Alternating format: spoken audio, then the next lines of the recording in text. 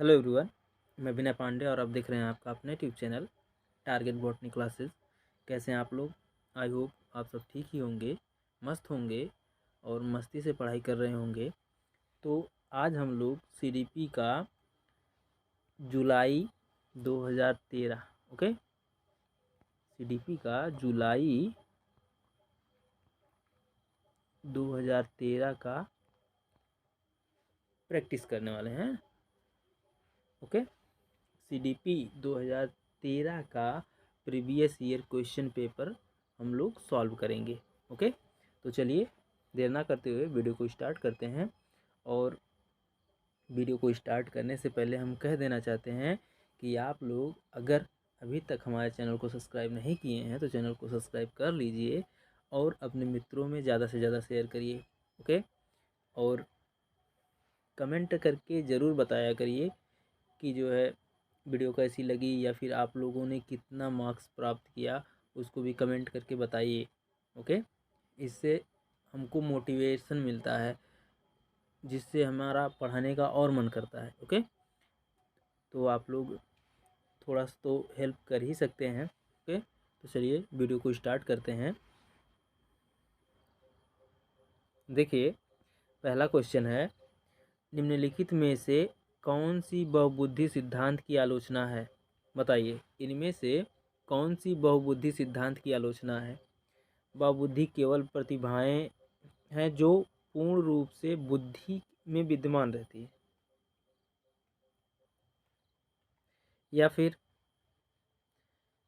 बहुबुद्धि शिक्षार्थियों को अपनी सुझान को खोजने में मदद उपलब्ध कराती है, या फिर यह व्यवहारिक बुद्धि पर आवश्यकता से अधिक बल देती है, या फिर यह बुद्धि साक्ष्य को बिल्कुल भी समर्थन नहीं देता। ओके, बताइए इनमें से कौन सा ऑप्शन सही है? तो ऑप्शन नंबर फर्स्ट सही है। बहुबुद्धि केवल प्रतिभाएं हैं जो पूर्ण रूप से बुद्धिमा बुद्धि बुद्धि में विद्यमान रहती हैं। ओके, तो ऑप्शन नंबर फर्स्ट सही है। उसके बाद फिर अगला क्वेश्चन देखते हैं।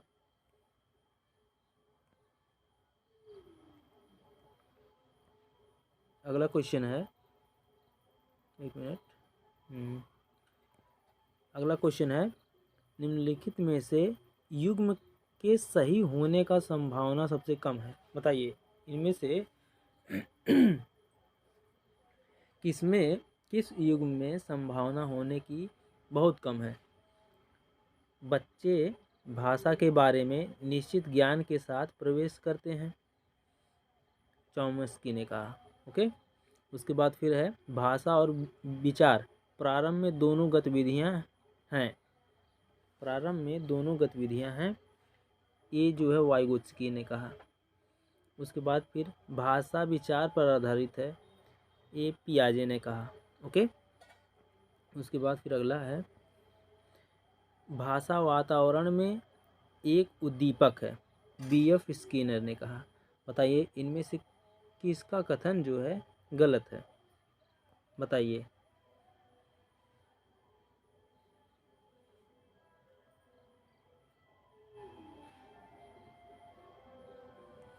तो ऑप्शन नंबर फोर्थ जो है, यह इसकी कम संभावना है। ओके, भाषा वातावरण में एक उद्दीपक है, बीएफ स्किनर का है, इसको जो है सबसे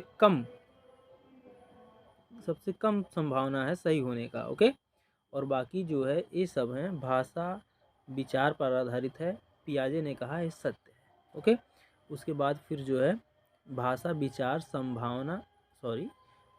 विचार प्रारंभ में दो भिन्न गतिविधियां हैं, वाइगोत्स्की ने कहा था, ये भी सही है। उसके बाद फिर है, बच्चे भाषा के बारे में निश्चित ज्ञान के साथ प्रवेश करते हैं, चॉम्स्की ने कहा, ये भी सही है। ठीक, तो इसका ऑप्शन नंबर फोर्थ सही है, इसका जो है कम संभावना है। ओके, उसके बाद फिर अगला क्वेश्चन है, सामाजिक भूमिकाओं के कारण ना कि जीव वैज्ञानिक संपत्ति के कारण सौंपी गई विशिष्टताएं डेड डेड डैश कहलाती हैं। बताइए क्या कहलाती हैं? जेंडर भूमिका आवृत्ति, जेंडर भूमिका दबाव, जेंडर भूमिका रूढ़िबद्धता, या फिर जेंडर भूमिका नैदानिक। बताइए नैदानिकी। बताइए इनमें से कौन सा ऑप्शन सही है? Question number third. Question number third का ऑप्शन नंबर थर्ड सही है, जेंडर भूमिका रूढ़िबद्धता। ओके, सामाजिक भूमिकाओं के कारण ना कि जीव वैज्ञानिक संपत्ति के कारण सौंपी गई विशिष्टताएं जेंडर भूमिका रूढ़िबद्धता कहलाती हैं। ओके, उसके बाद फिर अगला क्वेश्चन देखिए। अगला क्वेश्चन है, निम्नलिखित में से कौन सा अधिगम को अधिकतम करने के लिए सर्वाधिक उचित है? बताइए कौन सा ऑप्शन सही है? अधिगम को सर्वाधिक उचित करने का कौन सा सबसे अच्छा है?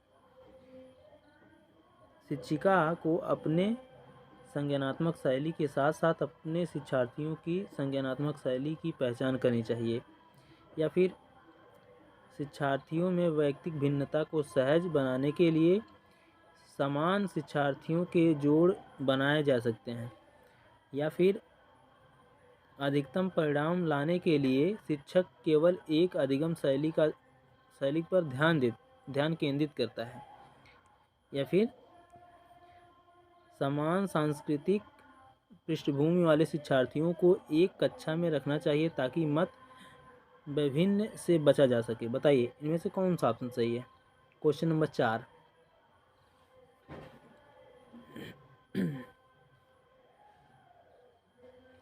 क्वेश्चन नंबर 4 का ऑप्शन नंबर फर्स्ट सही है, शिक्षिका को अपनी संज्ञानात्मक शैली के साथ साथ अपने शिक्षार्थियों की संज्ञानात्मक शैली की पहचान करनी चाहिए। ओके, उसके बाद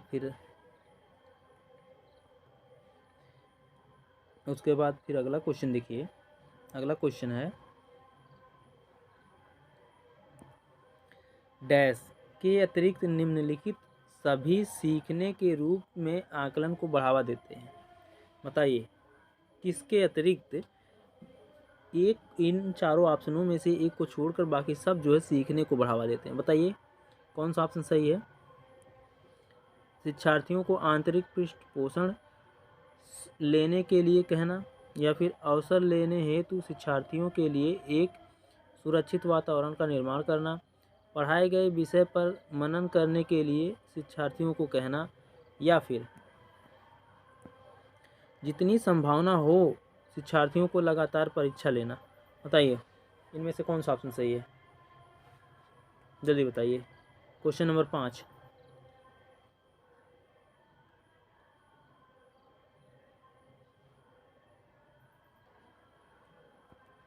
क्वेश्चन नंबर 5 का ऑप्शन नंबर थर्ड सही है, पढ़ाए गए विषय पर मनन करने के लिए शिक्षार्थियों को कहना।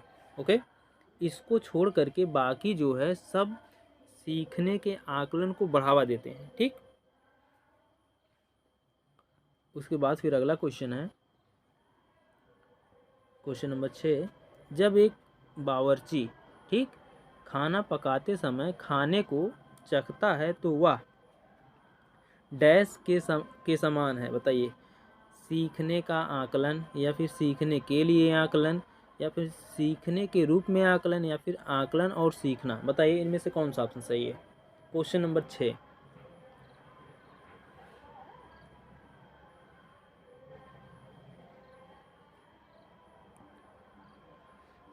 क्वेश्चन नंबर 6 का ऑप्शन नंबर सेकंड सही है, सीखने के लिए आकलन। ओके, जब एक बावर्ची खाना पकाते समय खाने को चखता है तो वह सीखने के लिए आकलन के समान है। ओके, उसके बाद फिर अगला क्वेश्चन है, क्वेश्चन नंबर 7 है, अंतरपरक अनुदेशन है। बताइए शिक्षार्थियों की आवश्यकताओं को पूरा करने के लिए सामूहिकरण के विविध रूपों का प्रयोग करना, या फिर कक्षा में प्रत्येक शिक्षार्थी के लिए कुछ अलग करना, या फिर व्यवस्थित अथवा स्वच्छंद शिक्षार्थी गतिविधियाँ, या फिर ऐसे समूहों का प्रयोग जो कभी नहीं बदलते। बताइए इनमें से कौन सा ऑप्शन सही है। Question number 7।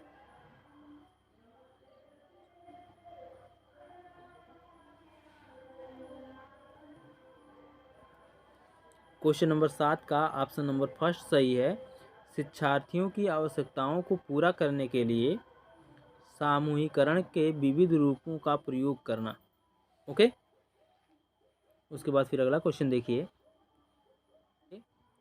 अगला क्वेश्चन है, सांस्कृतिक तथा भाषिक रूप से वैविध्यपूर्ण कक्षा में यह निश्चित करने के लिए कि पहले शिक्षार्थी विशिष्ट शिक्षा वर्ग में आता है या नहीं, एक शिक्षक को करना चाहिए। बताइए क्या करना चाहिए एक शिक्षक को।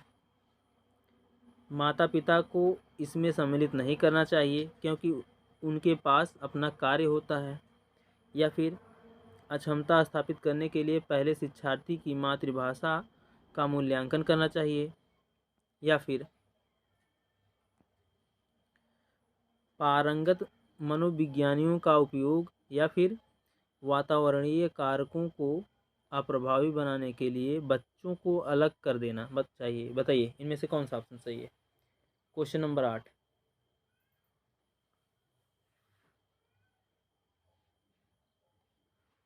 ऑप्शन नंबर सेकंड सही है। अक्षमता स्थापित करने से पहले शिक्षार्थियों की मातृभाषा का मूल्यांकन करना चाहिए। ओके, उसके बाद फिर अगला क्वेश्चन है, क्वेश्चन नंबर 9। अधिगम में से डैश के अतिरिक्त सभी के कारण अधिगम अक्षमता उत्पन्न हो सकते हैं। बताइए अधिगम अक्षमता उत्पन्न हो सकते हैं। शिक्षक की शिक्षण शैली, जन्म से पहले माँ द्वारा मदिरा सेवन, या फिर मंद बुद्धिता, या फिर शैशव काल के समय दिमागी बुखार। बताइए इनमें से कौन सा ऑप्शन सही है।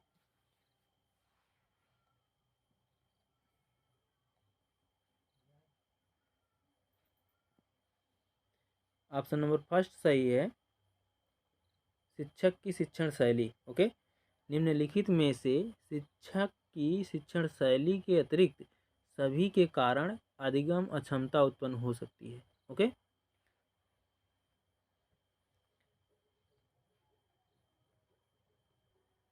ध्यान से पढ़िएगा क्वेश्चन को। क्वेश्चन में ही एक ही क्वेश्चन में 2-3 आंसर छिपे होते हैं। ठीक,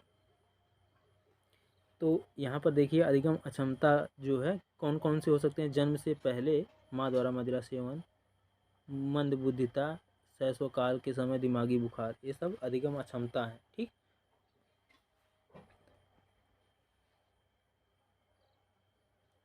उसके बाद फिर अगला क्वेश्चन देखिए, क्वेश्चन नंबर 10।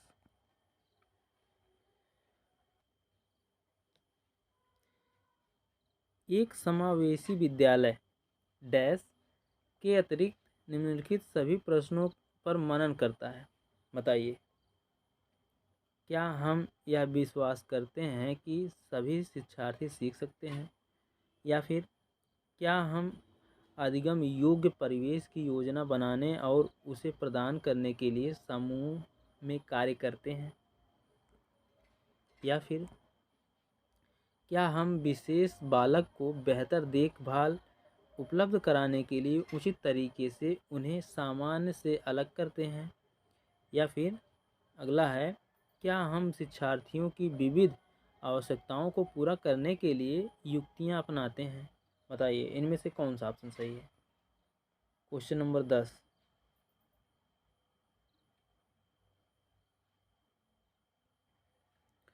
क्वेश्चन नंबर 10 का ऑप्शन नंबर थर्ड सही है। क्या हम विशेष बालक को बेहतर देखभाल उपलब्ध कराने के लिए उचित तरीके से उन्हें सामान्य से अलग करते हैं। ओके, उसके बाद फिर अगला क्वेश्चन है,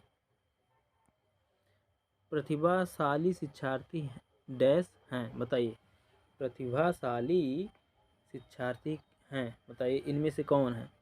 अभिसारी चिंतक वाले, या फिर अपसारी चिंतक, या बहिर्मुखी, या फिर बहु परिश्रमी। बताइए इनमें से कौन सा ऑप्शन सही है।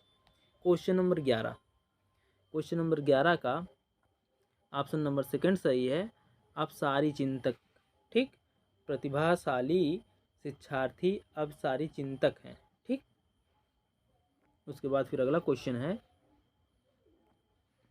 छायांकित क्षेत्र सामान्य वितरण में उन शिक्षार्थियों को प्रदर्शित करता है जो डैश में आते हैं। बताइए।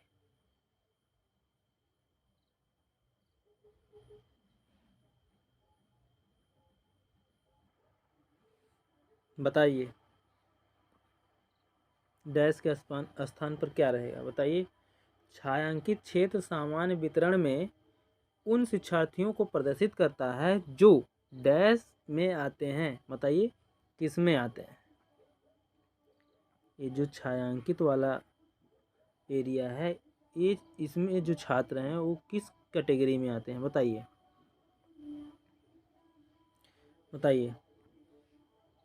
ऑप्शन नंबर फर्स्ट, सिग्मा बराबर 0 पर, या फिर 2 सिग्मा से 3 सिग्मा के बीच में, या फिर 3 सिग्मा के बाद, या फिर सिग्मा से 2 सिग्मा के बीच में। बताइए इनमें से कौन सा ऑप्शन सही है, जल्दी बताइए। इसका ऑप्शन नंबर थर्ड सही है, 3 सिग्मा के बाद। ओके, उसके बाद फिर अगला क्वेश्चन देखिए। क्वेश्चन नंबर 13 है, दिए गए वाक्य को पूरा करने के लिए निम्नलिखित में से कौन सा युग्म सर्वाधिक उचित विकल्प होगा। बताइए। वाक्य को पूरा करने के लिए जब बच्चे उन गतिविधियों में शामिल होते हैं जो डैश होती हैं, तब वे जल्दी डैश करते हैं। बताइए इनमें से कौन सा ऑप्शन सही है। ऑप्शन फर्स्ट, कक्षा कक्ष में उपयोगी विस्मरण, या फिर केवल उनके कक्षा कार्य से संबंधित प्रत्यास्मरण, या फिर सांस्कृतिक रूप से निष्पक्षीय स्मरण, या फिर वास्तविक जीवन में उपयोगी सीखना। बताइए इनमें से कौन सा ऑप्शन सही है। क्वेश्चन नंबर 13, क्वेश्चन नंबर 13 का ऑप्शन नंबर 4 सही है, वास्तविक जीवन में उपयोगी और सीख। ओके, तो देखिए यहाँ क्या भरा जाएगा, जब बच्चे गतिविधियों में शामिल होते हैं जो वास्तविक जीवन में उपयोगी हैं। ठीक, यहाँ पर वास्तविक जीवन में उपयोगी होते हैं, तब वे जल्दी सीखा करते हैं। ठीक, यहाँ पर सीखा रहेगा, सीखा करते हैं। ओके, तो इसका ऑप्शन नंबर 4 सही है। उसके बाद अगला क्वेश्चन देखिए, CBSE शिक्षार्थियों के लिए व्यक्तिगत गतिविधियों के स्थान पर सामूहिक गतिविधियों की संतुति करती है। ऐसा करने के पीछे विचार हो सकता है। बताइए क्या विचार हो सकता है। ऑप्शन फर्स्ट है, व्यक्तिगत स्पर्धा के प्रति नकारात्मक संवेगात्मक प्रतिक्रियाओं से उबारना जो संपूर्ण अधिगम पर सामान्यीकृत हो सकती है। बताइए, सारे नहीं पढ़ेंगे, नहीं तो जो है समय ज़्यादा जो है लग जाएगा। बताइए आप लोग कौन सा ऑप्शन सही होगा, जल्दी बताइए।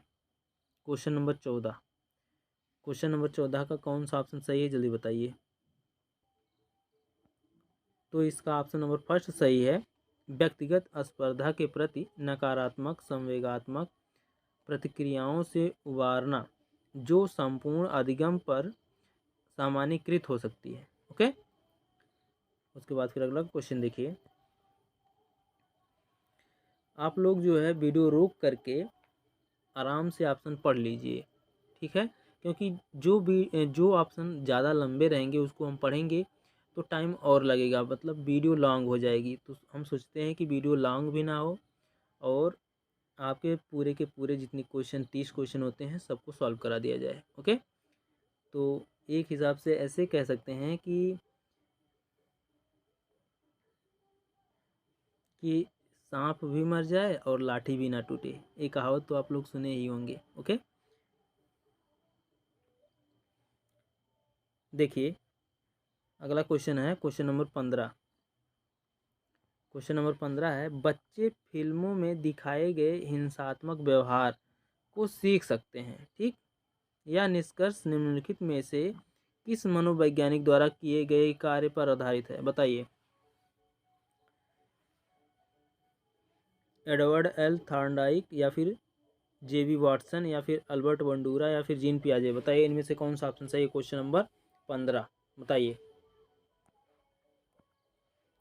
क्वेश्चन नंबर 15 का ऑप्शन नंबर थर्ड सही है, अल्बर्ट बंडूरा। ठीक, अल्बर्ट बंडूरा जो है ये कहते हैं बच्चों को जैसे वातावरण में या फिर जैसी बच्चों को मूवी दिखाएंगे उसी प्रकार से बच्चा बिहेव करेगा। ठीक है, अल्बर्ट बंडूरा ने एक बच्चे को एक बोबो डाल दिया। ठीक, बोबो डॉल मतलब खिलौना था। तो डाल दे अल्बर्ट बंडूरा ने बच्चे को बोबो डाल दे करके उसको 3 मूवी दिखाई। ठीक, पहला वो प्रेम पर आधारित था। ठीक, प्रेम पर आधारित था। तो बच्चे ने प्रेम पर आधारित मूवी देख करके उस बोबो डॉल यानी गुड़िया को सहलाने लगा। ठीक, उसके बाद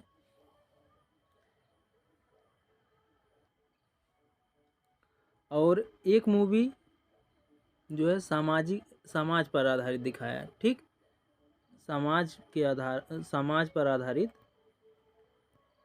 पर आधारित मूवी दिखाया बच्चे को, तो वह सामाजिक व्यवहार करता था बोबो डॉल के साथ। ओके, और एक मूवी उन्होंने दिखाया कि हिंसात्मक मूवी दिखाया। ठीक,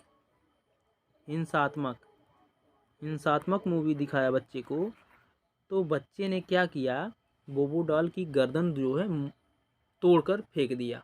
ओके, तो अल्बर्ट बंडूरा ने कहा कि बच्चे को जैसे प्रकृति में रखेंगे या फिर जो है बच्चे को जिस प्रकार की मूवी दिखाएंगे बच्चा वैसा ही बिहेव करेगा आपके साथ। ठीक, आपके साथ मतलब जैसे बिहेव करना स्टार्ट कर देगा उसी मूवी के अकॉर्डिंग। ओके, तो प्रश्न यहाँ से ये भी बन सकता है कि अल्बर्ट बंडूरा ने एक बच्चे को कितनी मूवियाँ दिखाई थी? तो 3 मूवी दिखाई थी। ठीक, कौन कौन थी? पहला कौन सा था? सामाजिक थी। ठीक, सामाजिक मूवी, और दूसरा था प्रेम पर आधारित, और तीसरा था हिंसात्मक। ओके, हिंसात्मक मूवी। ओके, उसके बाद फिर अगला क्वेश्चन देखिए, क्वेश्चन नंबर 16। शिक्षार्थी फैशन शो को देखकर मॉडल्स का अनुकरण करने की कोशिश करते हैं। इस प्रकार अनुकरण को डैश कहा जा सकता है? बताइए, इस प्रकार के अनुकरण को क्या कहा जा सकता है? प्राथमिक अनुकरण, गौण अनुकरण, सामाजिक अनुकरण, या सामान्यीकरण अनुकरण? बताइए इनमें से कौन सा ऑप्शन सही है। Question number 16।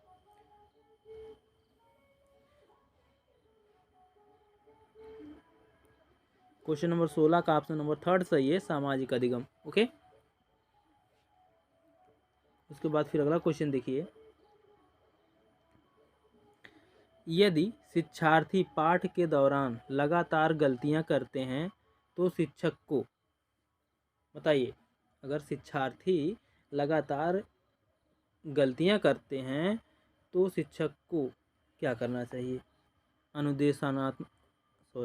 अनुदेशन कार्य, समय सारणी अथवा बैठने की व्यवस्था में परिवर्तन करना चाहिए, या फिर पाठ को कुछ समय के लिए छोड़ देना चाहिए और कुछ समय के बाद वापस आ जाना चाहिए, या फिर गलतियां करने वाले विद्यार्थियों की पहचान करनी चाहिए और उनके बारे में प्राचार्य से बात करना चाहिए, या फिर गलतियां करने वाले शिक्षार्थियों को कक्षा कक्ष से बाहर खड़ा कर देना चाहिए? बताइए इनमें से कौन सा ऑप्शन सही है। बताइए। Question number 17।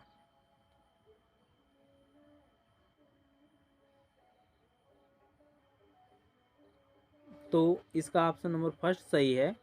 अनुदेशन कार्य समय सारणी अथवा बैठने की व्यवस्था में परिवर्तन करना चाहिए। ओके, यदि शिक्षार्थी पाठ के दौरान लगातार गलतियां करता है तो शिक्षक को चाहिए कि अनुदेशन कार्य समय सारणी अथवा बैठने की व्यवस्था में परिवर्तन करें।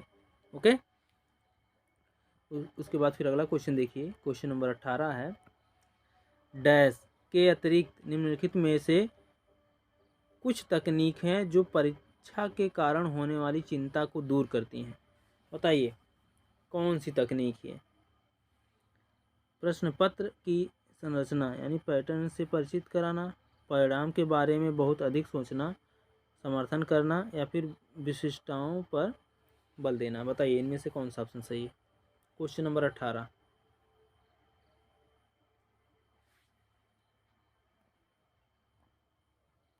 ऑप्शन नंबर सेकंड सही है, परिणाम के बारे में बहुत अधिक सोचना। ओके, परिणाम के बारे में बहुत अधिक सोचने के अतिरिक्त निम्नलिखित कुछ तकनीकें हैं जो परीक्षा के कारण होने वाली चिंता को दूर करती हैं। ओके, डैश के स्थान पर ऑप्शन नंबर सेकंड भरा जाएगा। उसके बाद फिर अगला क्वेश्चन देखिए, question number 19, Bloom taxonomy dash की पदानुक्रमिक व्यवस्था है। बताइए उपलब्धि लक्ष्यों, पाठ्यचर्या संबंधी घोषणाओं, पठन कौशल, या फिर संज्ञानात्मक उद्देश्यों। बताइए इनमें से कौन सा ऑप्शन सही है। Question number 19।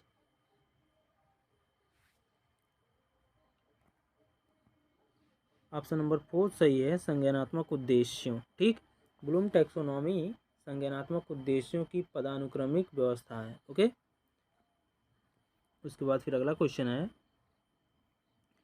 क्वेश्चन तो बड़ा है लेकिन ऑप्शन छोटा है, चलिए कोई बात नहीं, पढ़ते हैं। आबासा तीनों शिक्षार्थी हैं। ठीक, आबासा ये तीनों जो है शिक्षार्थी हैं जो अंग्रेजी पढ़ते हैं। आ को यह विषय रोचक लगता है। ठीक, अंग्रेजी विषय आ को रोचक लगता है और वह सोचता है कि यह उसके भविष्य में सहायक होगा। ओके, बा अंग्रेजी इसलिए पढ़ती है क्योंकि वह कक्षा में पहला स्थान प्राप्त करना चाहती है। ओके, उसके बाद फिर सा अंग्रेजी विषय इसलिए पढ़ता है क्योंकि उसका प्राथमिक सरोकार उत्तीर्ण होने वाले ग्रेड्स प्राप्त करना है। आबासा के उद्देश्य क्रमशः हैं। बताइए क्या है, आबासा के उद्देश्य क्या है।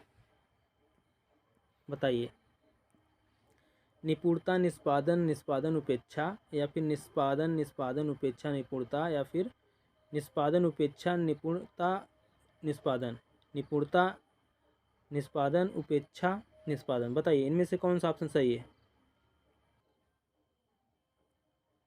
तो इसका ऑप्शन नंबर फर्स्ट सही है, निपुणता निष्पादन निष्पादन उपेक्षा। ओके, उसके बाद फिर अगला क्वेश्चन देखिए, हालांकि यह स्पष्ट रूप से उनकी सुरक्षा आवश्यकताओं के उल्लंघन में था। कैप्टन विक्रम बत्रा अपने देश को बचाने के दौरान कारगिल युद्ध में मारे गए। संभवतः उन्हें, बताइए उन्हें डैश थी। बताइए नवीन अनुभव की प्राप्ति की इच्छा, या फिर आत्मसिद्धि की प्राप्ति, या फिर अपने अपनत्व संबंधी आवश्यकताओं की उपेक्षा, या फिर अपने परिवार के नाम की ख्याति प्राप्ति। बताइए इनमें से कौन सा ऑप्शन है सही है। क्वेश्चन नंबर 21, बताइए ऑप्शन नंबर सेकंड सही है, आत्मसिद्धि की प्राप्ति। ओके, उसके बाद फिर देखिए अगला क्वेश्चन है, प्रतिक्रिया का विलोम होना निम्नलिखित में से किसके बाद अधिक कठिन है। बताइए प्रतिक्रिया का विलोम होना निम्नलिखित में से किसके बाद अधिक कठिन है। बताइए आंशिक पुनर्बलन, निरंतर पुनर्बलन, दंड, मौखिक भर्त्सना। ठीक, भत्सना। बताइए इनमें से कौन सा ऑप्शन सही है, जल्दी बताइए। ऑप्शन नंबर फर्स्ट सही है, आंशिक पुनर्बलन। ओके, उसके बाद फिर अगला क्वेश्चन देखिए।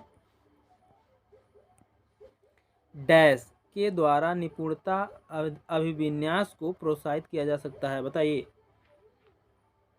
शिक्षार्थियों के व्यक्तिगत प्रयासों पर ध्यान केंद्रित करने, शिक्षार्थियों की सफलता की परस्पर तुलना करने, या फिर गृह कार्य के रूप में बहुत अधिक अभ्यास सामग्री देकर, या फिर अनपेक्षित परीक्षा लेकर। बताइए इनमें से कौन सा ऑप्शन सही है। ऑप्शन नंबर फर्स्ट सही है, शिक्षार्थियों के व्यक्तिगत प्रयासों पर ध्यान केंद्रित करने के द्वारा निपुणता अभिविन्यास को प्रोत्साहित किया जा सकता है। ओके, उसके बाद फिर अगला क्वेश्चन है, निम्नलिखित में से किसका मिलान उचित है। बताइए। शारीरिक वातावरण, संज्ञानात्मक विकास परिपक्वता, सामाजिक विकास वातावरण, या फिर संवेगात्मक विकास परिपक्वता। बताइए इनमें से कौन सा ऑप्शन सही है।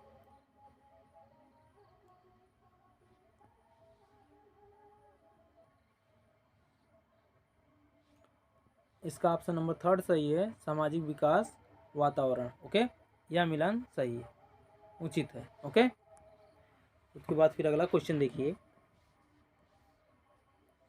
अगला क्वेश्चन है, डैश के अतिरिक्त निम्नलिखित सभी तथ्य संकेत करते हैं कि बच्चा कक्षा में संवेगात्मक और सामाजिक रूप से समायोजित है। ओके, बताइए। ऑप्शन लॉन्ग है, पढ़ेंगे नहीं, आप बताइए, पढ़ लीजिए आप लोग, 5 सेकंड का टाइम है आपके पास।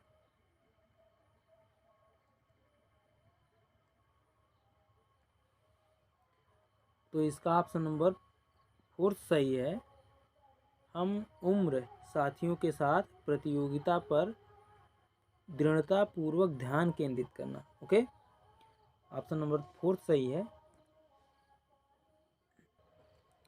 उसके बाद फिर अगला क्वेश्चन देखिए।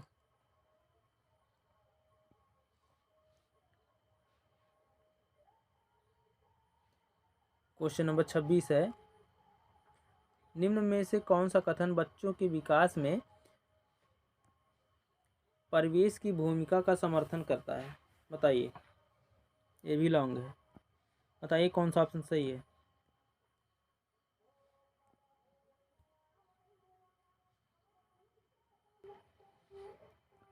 इसका ऑप्शन नंबर सेकंड सही है,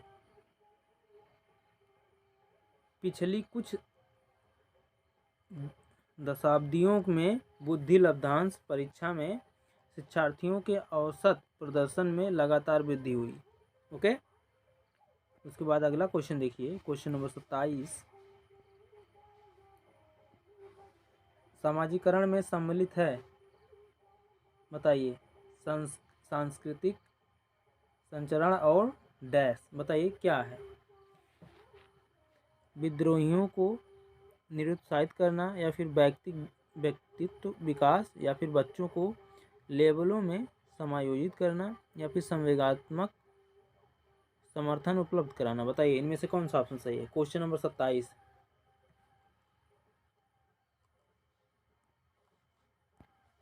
ऑप्शन नंबर सेकंड सही है, व्यक्तित्व विकास। ओके, सामाजिकरण में सम्मिलित है सांस्कृतिक संचरण और व्यक्तित्व विकास। ओके, उसके बाद फिर अगला क्वेश्चन है, एक शिक्षिका दो एक समान गिलास को प्रदर्शित करती है जो जूस की समान मात्रा से भरे हुए हैं। ठीक, क्वेश्चन को ध्यान से पढ़ना। इसी का नाम बदल करके या फिर थोड़ा सा चेंज करके क्वेश्चन एग्जाम में आ सकता है, क्योंकि क्वेश्चन बहुत ही ज़्यादा रिपीट हो रहे हैं। ओके, बहुत ही ज़्यादा रिपीट हो रहे हैं। तो देखिए क्वेश्चन ध्यानपूर्वक पढ़िएगा। एक शिक्षिका को एक समान गिलास को प्रदर्शित करती है, ठीक, जो जूस की एक समान मात्रा से भरे हुए हैं। वह उन्हें 2 भिन्न गिलासों में खाली करती है, जिसमें से एक लंबा है तथा दूसरा चौड़ा है। वह बच्चों को उस गिलास की पहचान करने के लिए कहती है कि जिसमें जूस ज़्यादा है। बच्चे प्रत्युत्तर देते हैं कि लंबे गिलास में जूस ज़्यादा है। मतलब वो 2 गिलास लिए, एक शिक्षिका है, एक अध्यापक है, उन्होंने 2 गिलास लिए हैं, दोनों गिलास में समान मात्रा में जूस रखे हुए हैं, ठीक। और दोनों गिलास के जूस जो है 2 अलग गिलास में, एक गिलास लंबा है और एक गिलास जो है नॉर्मल है, दोनों में उड़ेलते हैं। तो और उसके बाद जो है बच्चों से पूछते हैं कि किस गिलास में जूस ज़्यादा है। तो बच्चे बताते हैं कि लंबे वाले गिलास में जूस ज़्यादा है, जबकि गिलास जूस दोनों में बराबर मात्रा में। ओके। तो शिक्षिका बच्चों को डैश कठिनाई है। बताइए, शिक्षिका के बच्चों को क्या कठिनाई है? समायोजन की, अहम केंद्रिता की, विकेंद्रण की, या फिर पलटावी की? बताइए इनमें से कौन सा ऑप्शन सही है? Question number 28। क्वेश्चन नंबर 28 का ऑप्शन नंबर 3 सही है, विकेंद्रीकरण का। Okay okay. तो ये क्वेश्चन को आप लोग ध्यान से एक बार फिर से पढ़ लीजिएगा और रिपीट कर लीजिएगा। ओके। उसके बाद फिर अगला क्वेश्चन देखिए। अगला क्वेश्चन है,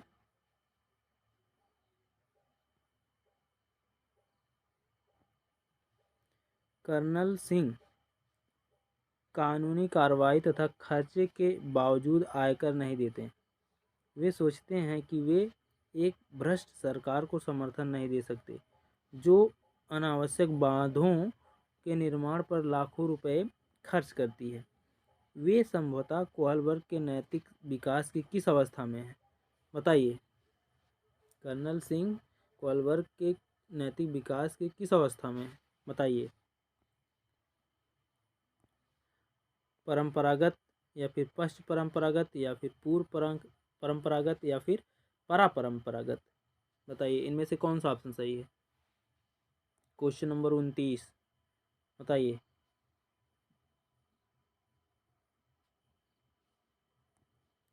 ऑप्शन नंबर 4 सही है, परापरंपरागत।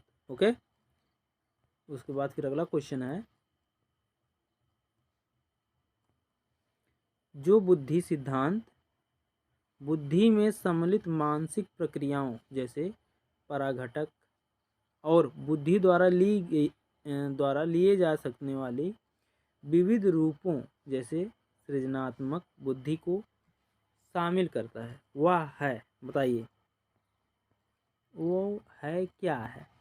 स्पीयरमैन का जी कारक, या फिर स्टर्नबर्ग बुद्धिमत्ता का त्रितंत्र सिद्धांत, या फिर बुद्धि का सॉवेंट सिद्धांत, या फिर थर्स्टन की प्राथमिक मानसिक योग्यता? बताइए इनमें से कौन सा ऑप्शन सही है? ऑप्शन नंबर 2 सही है, स्टर्नबर्ग का बुद्धिमत्ता का त्रितंत्र सिद्धांत। ओके। जो बुद्धि सिद्धांत बुद्धि में सम्मिलित मानसिक प्रक्रियाओं जैसे पराघटक और बुद्धि द्वारा लिए जा सकने वाली विविध रूपों जैसे सृजनात्मक बुद्धि को शामिल करता है, वह है स्टर्नबर्ग का बुद्धिमत्ता का त्रितंत्र सिद्धांत। ओके। आज के लिए बस इतना ही। ये थे 30 क्वेश्चन, वो भी previous year question paper. Okay. आप लोग कमेंट करके बताइएगा कि आप लोगों का कितना क्वेश्चन सही हुआ। ओके। और वीडियो कैसी लगी कमेंट करके ज़रूर बताइएगा, और अपने मित्रों में ज़्यादा से ज़्यादा शेयर करिए ताकि आपके मित्रों का भी भला हो सके। ओके। कोई कंपटीशन का ये जो है एग्ज़ाम नहीं है, इसमें सब पास हो जाएं, अच्छी बात है। ज़्यादा से ज़्यादा शेयर करिए। ओके। मिलते हैं नेक्स्ट वीडियो में, तब तक